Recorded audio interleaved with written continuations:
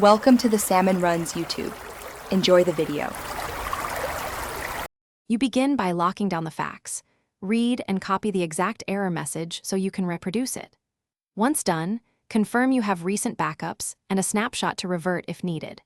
Then collect logs from system and application sources and note any changes in the last 48 hours.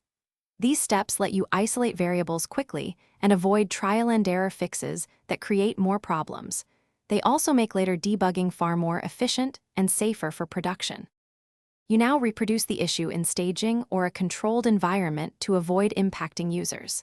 Next, use a binary search approach. Roll back or disable recent changes in halves to localize the root cause faster. Make sure to run diagnostics for memory, disk I/O, permissions, and dependency health while monitoring logs in real time. Once you identify the failing component, validate hypotheses with small, reversible fixes so you can confirm the why before applying larger changes to production environments. You apply the minimal fix that solved the issue in staging, then run full integration and sanity tests before promoting to production. After deployment, monitor metrics and logs closely for 24 to 48 hours and keep the rollback plan ready in case anomalies appear. If the error persists, escalate with your collected logs, steps to reproduce, and the failed hypotheses so others can act quickly.